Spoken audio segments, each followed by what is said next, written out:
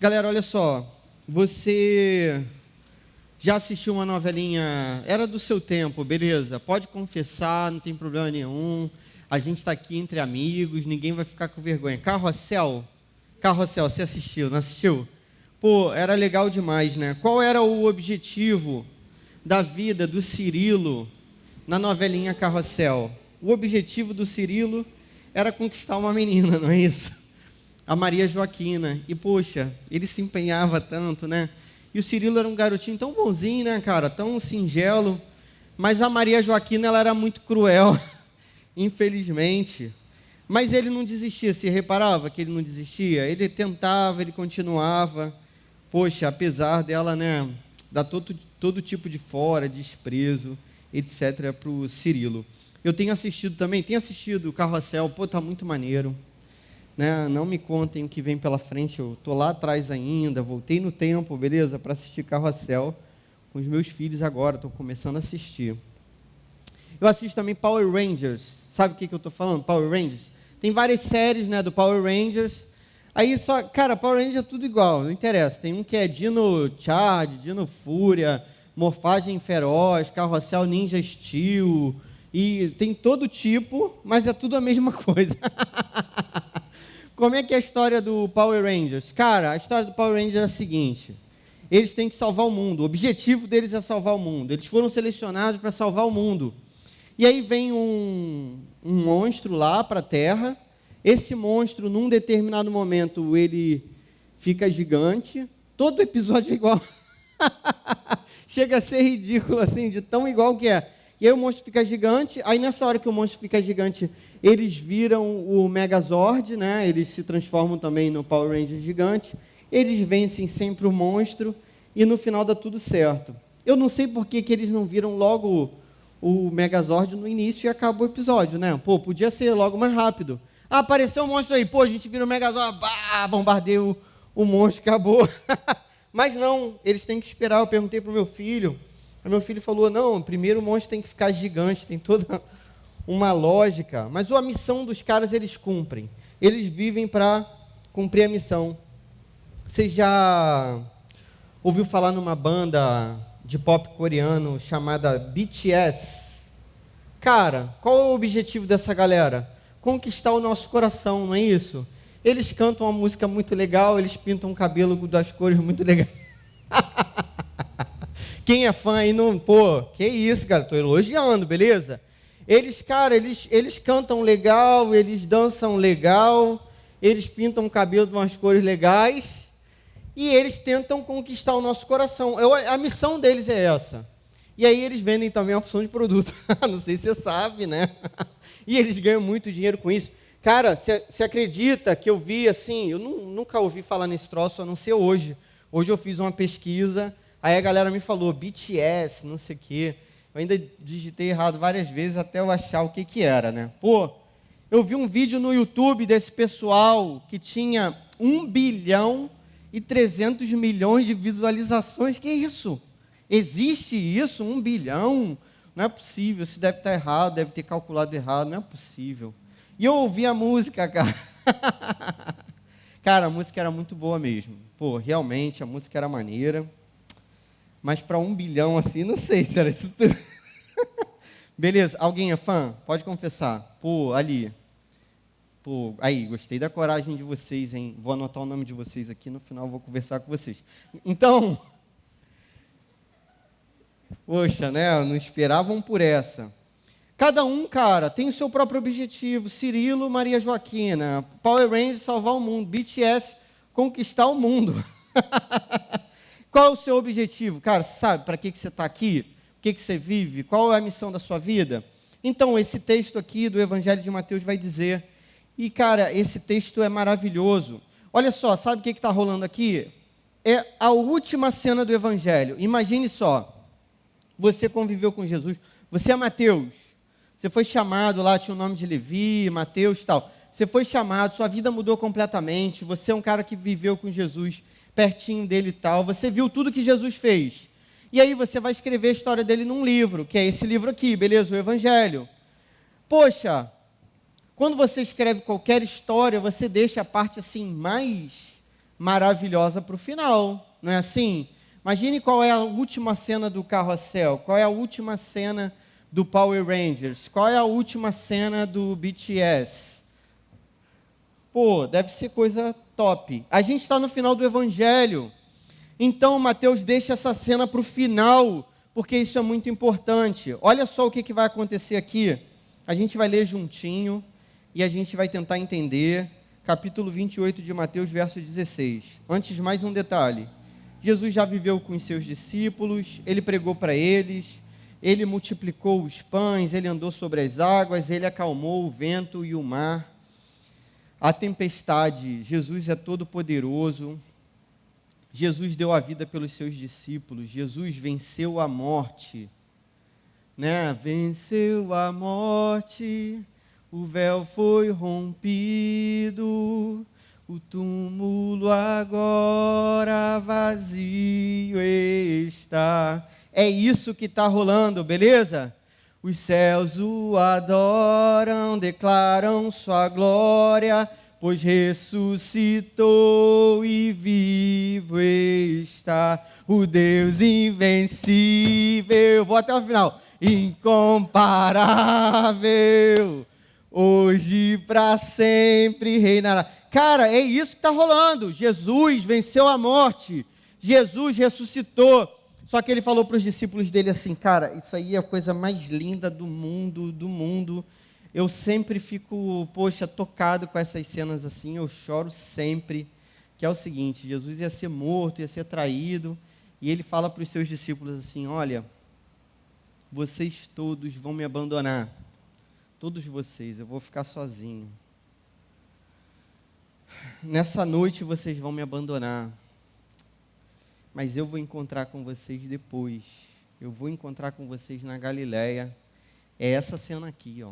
Ele vai encontrar com os discípulos, sabendo que todo mundo ia abandonar ele, todo mundo ia falhar, todos iriam desaparecer naquele momento final, ele estaria completamente sozinho.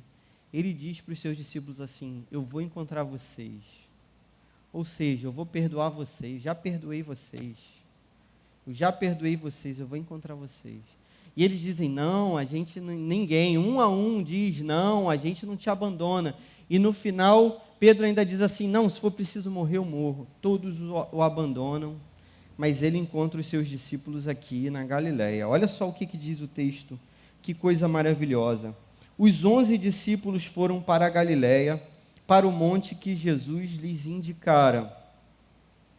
Jesus havia ressuscitado, ele aparece para algumas pessoas, principalmente para as mulheres. Não sei se você sabe, a primeira testemunha da história da ressurreição é uma mulher chamada Maria Madalena, de quem Jesus expulsa 7 demônios. Então, Maria Madalena é a primeira pessoa que vê Jesus ressurreto, depois de ressuscitar o 3º dia. Jesus fala assim para Maria, né? Diz assim, olha, conta para os outros que eu estou indo à frente deles, eu vou encontrar com eles lá, como eu falei. E aí os discípulos vão para esse local da Galileia, e o verso 17 diz algo impressionante para a gente, ó. Quando viram, o adoraram, mas alguns duvidaram. Cara, como assim? Beleza? Cara, a gente está no final de tudo. Então assim, Jesus já conviveu com essa galera, já andou com eles 3 anos, já discipulou essa galera, é Jesus discipulando. Imagine, o melhor discipulado da história, beleza? O melhor de todos. Pô, o melhor grupo, o grupo que todo mundo ia disputar, Duda, para ficar, não é isso? O grupo com Jesus. E aí chega no final do discipulado, quando Jesus diz assim, ó, agora vocês estão prontos, você vai ler no verso 17 que alguns duvidaram. Olha só que coisa impressionante, né? Até aqui nesse momento parece que eles ainda não têm a fé suficiente para cumprirem a missão. O verso 18 diz assim para a gente, então Jesus aproximou-se deles e disse, o verso 18, ele faz uma correlação com o verso 17, porque é o seguinte, ó, os discípulos adoram a Jesus, então eles veem Jesus como Deus, beleza, eles têm toda a consciência de que eles só podem adorar a Deus, então se eles adoram a Jesus, Jesus é Deus, até aqui eles têm esse conhecimento, só que alguns duvidam. É possível que eles tenham duvidado porque Jesus estava um pouco distante. Então, apesar de eu não usar óculos, e na minha carteira de motorista também na habilitação não diz que eu tenho que usar, mas eu tenho uma pequena dificuldade de enxergar algumas coisas.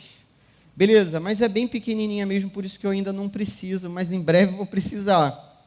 Jesus estava numa distância, provavelmente, porque o verso 18 diz assim, então Jesus aproximou-se deles, percebe? Se o verso 18 diz que Jesus se aproximou, é porque estava distante. Até aqui tudo certo? Então, Jesus se aproxima, então talvez seja por isso que eles tenham duvidado. Então, talvez eles tenham duvidado assim, será que é Jesus mesmo que está ali, né? A gente está vendo uma pessoa ali. Parece que é, mas não sei se é. Então, teve um grupo, uma parte daquele grupo já adorou Jesus de longe, mas teve uma parte que ficou assim, é ele mesmo? Jesus se aproxima deles e diz algo que deve ficar cravado no nosso coração, marcado no nosso coração. Olha o que ele diz, foi-me dada toda a autoridade nos céus e na terra. Cara, para pensar o que Jesus está dizendo. Jesus diz aqui para os seus discípulos e alguns que duvidaram, ele diz o seguinte, olha, toda autoridade, eu tenho toda autoridade nos céus e na terra. Você sabe por que diz céus, né? Porque na cabeça dessa galera, né, existiam alguns céus. Então, o céu que você vê de dia é um céu, dentro da nossa atmosfera, né? Dentro daquilo que a gente enxerga como azul. Por quê? Porque a luz do sol, quando penetra na atmosfera, ela consegue penetrar numa fração, né, e numa incidência que ela gera aquela luz para a gente, não é isso? Aquela luz azul. Você sabe disso, você estudou essa parada, não estudou? Beleza. Tem aquele céu que a gente enxerga de noite, agora se a gente for ali, eu acho que está nublado, estava quase chovendo, então você não vai enxergar nada.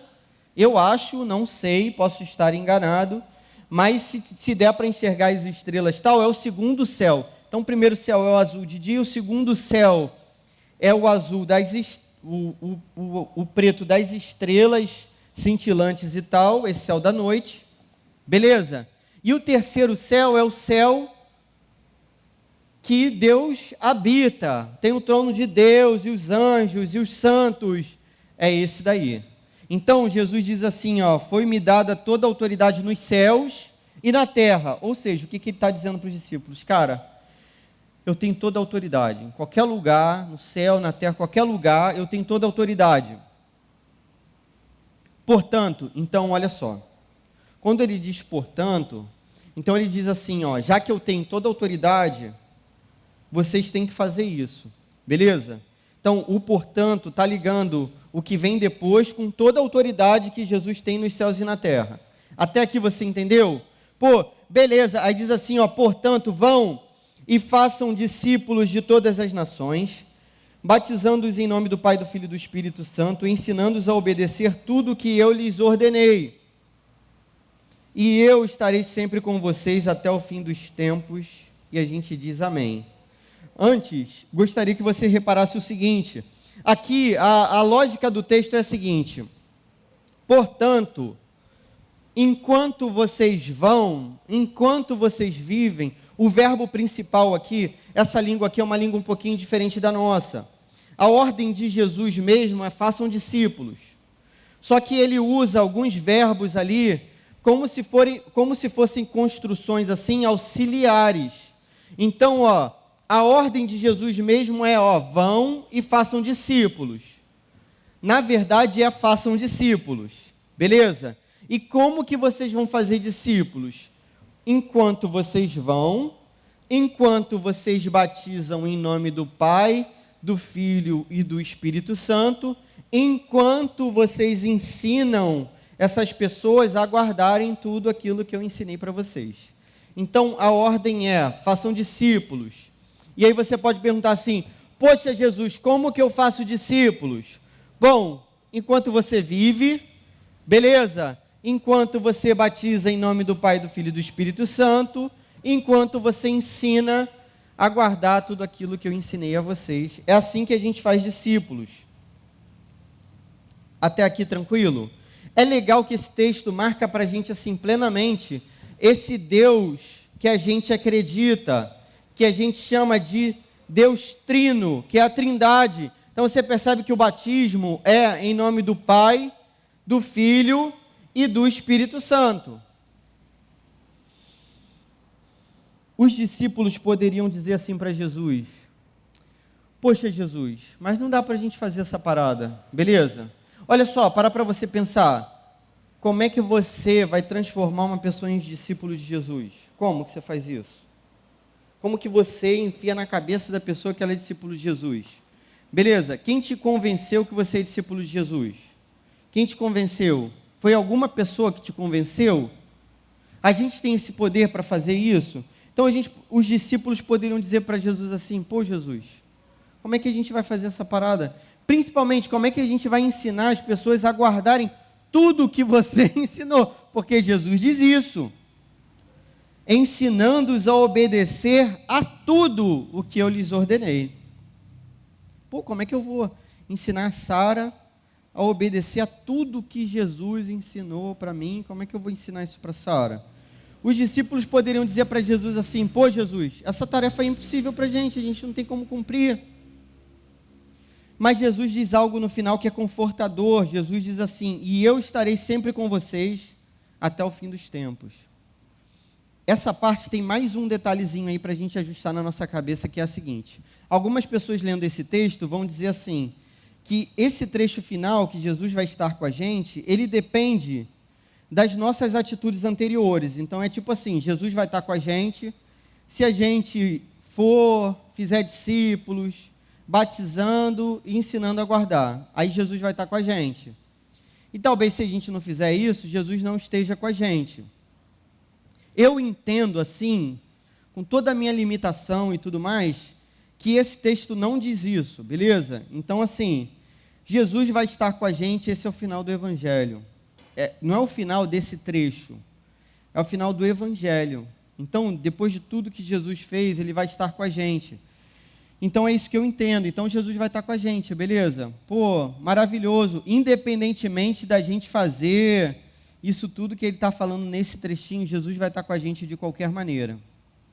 Deu para entender o que eu estou falando? Eu acho que não depende de você ir fazer discípulo. Jesus está com você. Se você é discípulo de Jesus, ele está. Mas o que é legal é que, estando você fazendo isso ou não, pô, Jesus está com você. Então, se você interpreta esse texto como aqueles que interpretam assim: poxa, eu interpreto que eu faço discípulo, Jesus está comigo, maneiro. Eu interpreto que Jesus está comigo independentemente disso tudo. Então, se você fizer discípulo, Jesus vai estar com você, beleza? Deu para entender até aqui? Primeira lição que esse texto traz para a gente: Jesus tem poder. Então, qual é a parada? Jesus tem poder. A parada aqui é a seguinte, galera: a gente não vai fazer isso pelo nosso próprio poder, a gente vai fazer isso pelo poder de Jesus. Beleza? Por isso que os discípulos não disseram para Jesus assim: pô, Jesus, isso é impossível, eu não vou conseguir fazer isso, eu não tenho como transformar uma pessoa em seu discípulo. A gente só faz isso, a gente só transforma as pessoas em discípulos de Jesus mediante o poder de Jesus Cristo, e Jesus Cristo tem todo o poder, é isso que ele acabou de declarar. Então, o que eu posso entender quando Jesus tem todo o poder? Eu posso entender que ninguém é impossível para Jesus. Todas as pessoas podem ser alcançadas por Jesus, porque Jesus tem todo o poder. Deu para entender? Pô, qualquer um pode ser alcançado por Jesus, qualquer um. Pense numa pessoa muito difícil de ser alcançada por Jesus. Pense naquele amigo seu que é o cara ateu, o cara chatão, o ateu é chatão, beleza? Tenho esse direito de achar onde... É um direito meu, né? Como o ateu pode me achar chatão também, porque eu sou crente, beleza? Pense numa pessoa assim, que, pô, te persegue na fé, e que sua família que de repente diz para você assim: pô, você está indo para a igreja, cara, você está bitolado, você está alienado, você vai dar dinheiro para o pastor, você está fazendo tudo errado, tal. Pense nessas pessoas. Poxa, nenhuma delas é inalcançável. Por quê? Porque nada é impossível para Deus. Por quê? Porque Jesus tem todo o poder. Então a parada não está, isso tem que ficar claro para a gente, não está na nossa boa argumentação, não está no nosso poder persuasivo, não está na forma como a gente, né, de repente faz a parada assim: eu sou o melhor pregador de todos, eu sou o melhor discipulador de todos, eu sou o melhor de todos. Não é isso, cara, está no poder de Jesus Cristo. Isso é legal porque coloca a gente no nosso lugar. Por quê? Porque se alguém se converte mediante a nossa pregação e se torna discípulo de Jesus através desse discipulado que a gente faz, pô, não é por causa de mim, beleza? É pelo poder de Jesus. E por outro lado, isso alivia o meu coração também. Então, pô, isso é um limitador para o meu coração. Por quê? Não deixa eu ficar vaidoso e também não deixa eu ficar triste a ponto de pensar assim, pô, eu falhei. Não, cara, não é por você, Jesus que vai fazer. Deu para entender? Segunda lição aí, muito importante para a gente. Jesus vai estar conosco. Então, como que a gente faz isso? Cara, é pelo poder de Jesus e porque Jesus está pertinho da gente. Então, enquanto a gente faz discípulos, Jesus está com a gente. Cara, Ele sabe o que a gente precisa, o que a gente tem que falar, qual é a palavra mais apropriada. É Ele que sabe qual é o momento certo também. Então, não é no nosso momento, galera. Não é do nosso jeito, no nosso momento, na nossa hora. A gente tem que ter paciência, porque é sempre no momento de Jesus. Tranquilo? Como que a gente aplica essa parada para a gente finalizar? Hoje vai ser meu recorde mundial, beleza? Como que você aplica essa parada na sua vida? E como que eu aplico na minha vida? Então, é a única aplicação. A gente vai fazer discípulos, vamos fazer discípulos. Tranquilo? Como que você deve achar que você faz discípulos? Então, é mediante o poder de Jesus e a presença de Jesus. Então, se Jesus tem todo o poder e Ele está comigo, cara, eu posso fazer discípulos. Como que eu vou fazer discípulos? Vivendo a minha vida. Então, esses vão e façam discípulos, é assim. Cara, enquanto vocês vivem, vocês fazem discípulos. Onde é que Jesus te colocou? Na escola, na faculdade, na sua família, na sua casa, no seu condomínio, na sua vizinhança. Então, é nesse lugar que você vai fazer discípulos. Como que você faz? Com a sua vida, cara, com o seu exemplo, com as suas palavras, com o seu coração, com o jeito como você trata as pessoas, principalmente refletindo a Jesus Cristo na vida dessas pessoas. Sabe o que é maneiro, cara? Se você fizesse uma pesquisa aqui na igreja de quando que as pessoas tiveram um encontro com Jesus, a maioria delas, que não nasceu num lar cristão assim, vai dizer que vai ser na adolescência. Por quê? Porque é nesse tempo que a gente tem mais contato com as pessoas. Então, nesse tempo, a gente tem mais oportunidade de estar pertinho. Então, por isso que a gente consegue fazer mais discípulos na adolescência do que em outras épocas da nossa vida. Então, você tem a oportunidade de fazer discípulos hoje, desde que você se aproxime das pessoas, beleza? De modo amoroso, de modo amigo, como Jesus se aproximaria, sem forçar a barra com ninguém, mas de modo que você se permita também mostrar a face do Evangelho para essas pessoas. Então, a gente vai precisar de um pouquinho de coragem também, para a gente não ficar totalmente calado, totalmente omisso, totalmente distante, e para que a gente, chegue pertinho e consiga fazer discípulos. O que eu entendo desse texto também como aplicação? Cara, para a gente fazer discípulo, a gente tem que ser discípulo. Então, você precisa ser discípulo de Jesus. O que você tem que entender? Você está sendo discipulado hoje? Você está sendo discipulado? Você já faz um discipulado? Cara, se isso não acontece, você tem que me procurar aqui no final do culto, você tem que procurar a Dudinha aí no final do culto, para você, estar sendo discipulado. Só pode fazer discípulo quem é discípulo de Jesus. Por quê? Porque Jesus coloca como condição para a gente fazer discípulo, a gente ensinar a guardar tudo aquilo que Ele ensinou. E, cara, como é que a gente vai saber o que Jesus ensinou sem ser discípulo dele, sem buscar na palavra, sem estar pertinho dele? Então, esse é o nosso objetivo, beleza? Fazer discípulos nessa idade, discípulos para Jesus. E, cara, se a pessoa for ganha nessa idade, ela vai ser discípulo de Jesus para sempre. Jesus vai poupar a vida dessa pessoa de muitas frustrações, de muitos medos, de muitas coisas erradas. Para isso também, você tem que tomar isso como um objetivo da sua vida. Então, para pensar. Cara, se o objetivo do Cirilo, ele focava, se o objetivo do Power Rangers, eles focavam, se o objetivo do BTS aí, eles estão focados nesse objetivo, você tem que estar focado no seu objetivo, que é fazer discípulos para Jesus. Aproxime-se das pessoas de modo intencional. Esteja em oração, peça pela vida delas, pense sempre assim, eu tenho que aproveitar as oportunidades, eu tenho que em algum momento demonstrar aquilo que Jesus faz na minha vida. Testemunhe de modo natural. Então, assim, o que você pode dizer? Cara, o que Jesus fez nessa semana por você? mostrar para essa pessoa que a sua aprovação ou reprovação, a porta aberta ou fechada, tudo depende de Deus e você confia em Deus nesse sentido. É assim que a gente vai fazer com que as pessoas olhem para a nossa vida, vejam Jesus na nossa vida e tenham a oportunidade de se converter. E quando elas se converterem, cara, vai ser toda a glória a Jesus, porque é Ele que faz tudo. Ele que tem todo o poder nos céus e na terra e Ele está com a gente em todos os momentos. Isso é um conforto, então. Então, para onde a gente for, né, a gente vai ver que discípulos são feitos de Jesus. Não sei se vocês sabem, né, mas muitos discípulos de Jesus foram feitos naturalmente. Então, assim, pessoas que eram cristãs em outros países, viajaram para cá, para o Brasil, se instauraram aqui no Brasil, se instalaram aqui no Brasil, viveram no Brasil, e aí, de repente, alguém conheceu essas pessoas, poxa, o que vocês fazem? A gente faz um culto doméstico. Várias igrejas foram fundadas aqui no Brasil assim, porque crentes vieram de fora, faziam seus cultos, faziam suas reuniões de oração, e aí, poxa, as pessoas se achegavam e se entregavam a Jesus Cristo. É importante que você esteja com a gente nas reuniões de oração, para você clamar pela vida dessas pessoas que você tem colocado diante de Jesus, e é importante que você busque um discipulado, sobretudo. Beleza? Vamos orar? Senhor, obrigado pela Tua palavra que é tão simples, Senhor, e confortadora. É o Senhor quem faz todas as coisas realmente. A gente só tem a Te agradecer, Senhor.